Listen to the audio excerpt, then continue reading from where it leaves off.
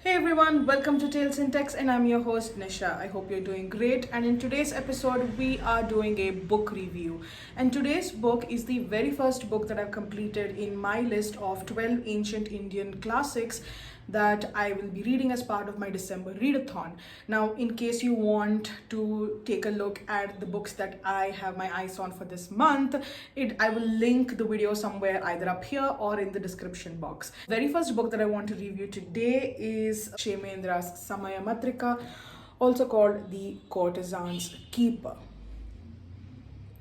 So isn't this cover page absolutely gorgeous? Hibiscus and just jewelry that possibly the courtesans would use, and a silhouette absolutely beautifully done.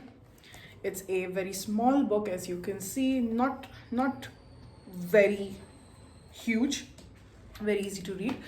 So just for some background, Kshemendra's period is believed to be somewhere between 990 BC and 1090, around some time around that period in time. That's when he is believed to have been alive and working. This book, Samaya Matrika, is believed to have been written sometime between 1023 and 1063 AD. So in another couple of years, it's going to be officially, or rather actually next year, right, 2023, so 1023, so 2023 it's going to be 1000 years since this book possibly was written, because that's the time period between which he is believed to have produced most of his works, including Samaya Matrika. So at the turn of the clock on December 31st, this book quite possibly becomes 1000 years old. Wow, okay. The news just hit me and I'm like, whoa. Okay, so this book, let me just dive right in. I had a lot of fun reading this book, and it follows the experiences of a courtesan in ancient Kashmir who is looking for a madam. So we have Kalavati, who is a courtesan. She needs a new madam and she doesn't know where to find one. And so one of her friends, a barber named Kanka, decides to find one for her. Enter Kankali. She is an ex-courtesan and definitely one of the smartest women in ancient Kashmir, because let me tell you, the first half of this book is all about her backstory, and she is cunning and smart and creative, and just she has a never say die attitude, and you really come to respect her and you come to admire her willingness to do anything to survive, especially in a situation where women were often victimized or thrown into this situation of being a courtesan, which was out of their control. They are, as is today, a lot of women even in ancient times were sold into the flesh trade, and not everything was fine, dandy, happy, and rainbows and butterflies, right? And so the first half of the story follows Kankali's background, her backstory, and how she thrived as a courtesan, and what happened to her after her courtesan years were completed. And the second half of the book speaks of how Kankali helps Kalavati. She is the young courtesan that we are centering the story around now. So Kankali helps Kalavati use this knowledge that Kankali has gained over all these years and all these experiences. She helps Kalavati access this information to get hold of a patron and to swindle money out of him. And we see how this wealthy patron, has all these parasitic hangers on who have their own vested interests, and they don't want these women to get their hands on their friend or their benefactor, not because they want to protect their benefactor. No, there is no such good intention, but it's because they don't want to lose any of the money to these women, to these courtesans, because they want a share of that money, that wealth, that financial abundance and prosperity, all for themselves. So these, on one side you have Kalavati and Kankali, and on the other side you have these parasitic hangers on, and in between is that patron who both of them are trying to woo and to kind of get in their grips. And it's just a really fun and funny story about how ultimately, well, the women win. I mean, that's the whole point of this book, and I'm not giving any spoilers, because how all these things happen, what is Kankali's backstory, why Kalavati needed a new madam, how this entire process of getting a patron and swindling the money out of him happened, that is the true crux of Samaya Matrika, or the Courtesan's Keeper. Now, one thing you do need to remember is that this book originally, Samaya Matrika, originally in Sanskrit, was written in poetic form. Let me just see if I can find something that was written in poetic form, because there are just a couple of, like for example, on this page, A.N.D. Haskar, he's the translator.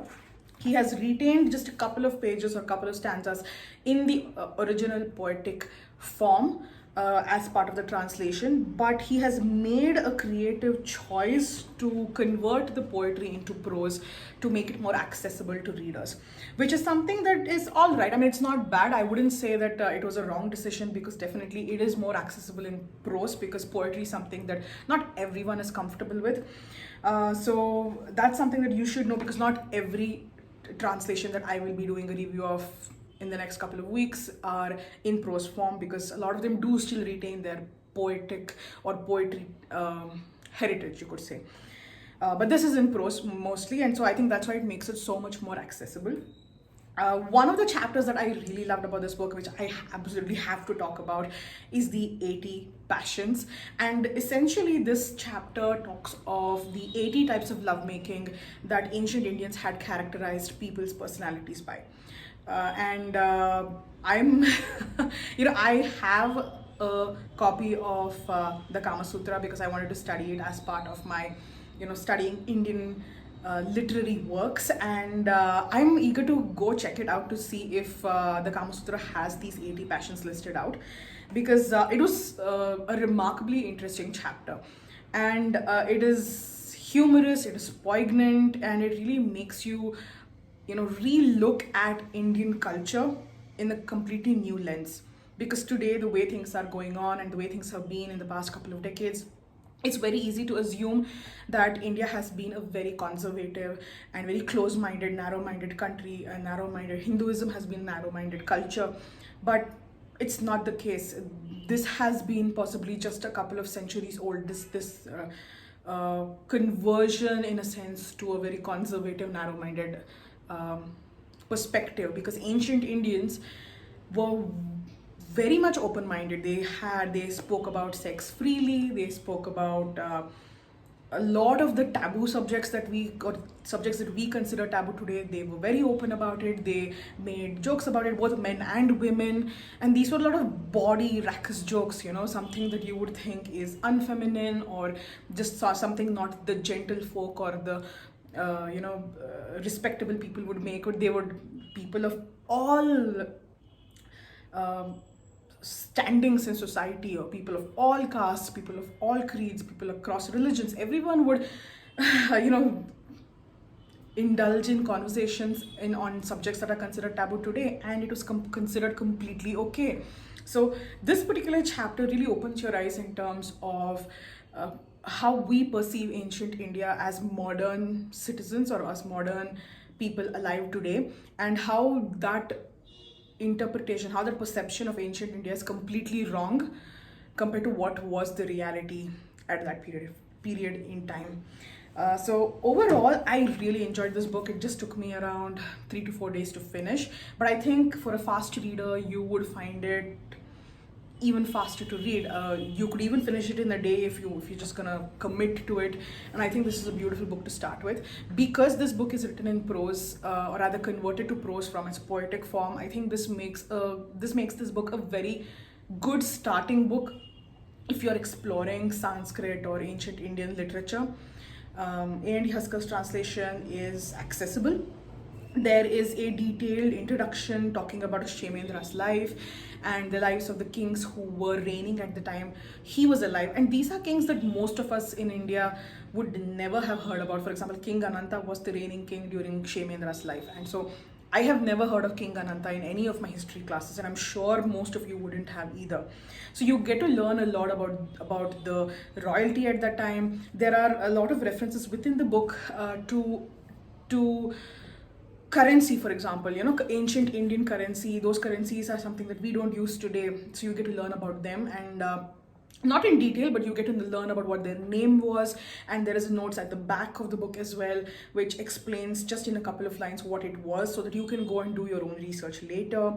You learn about how there was such a, especially in terms of careers, there was such a diversity of careers, and there was so much thought put into how careers are structured, and the what we consider, as sophisticated modern definitions of careers existed even at that point in time. So like I said, this book really opens your eyes to what Indian society was like in 1000 AD, around that time, and I definitely recommend this book. So yeah, thumbs up for Samaya Matrika, the Courtesan's Keeper. So if you are interested in ancient Indian literature, do pick it up, and this is a great starting book, like I said. Okay, so now that this book review is done, I'm just going to take a couple of seconds more just to talk about what book I'm planning to read next, and it is Kalidasa's Kumarasambhavam. It is this book, here you go. And so essentially Kumarasambhavam is about the birth of Parvati, goddess Parvati, her meeting Shiva, falling in love with Shiva, marrying Shiva ultimately after all those trials and tribulations. And not Parvati technically, it's Parvati as Uma, who is her previous incarnation. And then her marrying Shiva, and then Parvati and Shiva having their child Kumara. We also learn about Kama, god Kama, who gets burnt to death by Shiva because of his involvement in getting Parvati and Shiva together. And we learn about Rati, who is Kama's wife. So I'm really excited. So because this is a story that I grew up knowing about, and to actually read the book which is based on this story, and which expands on the story, is something that I'm really excited for. And this book is actually still retained in its poetic form.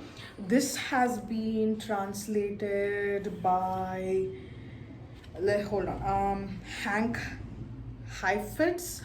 I'm sorry, I don't know the pronunciation, please forgive me. Here is the page if you want to read it.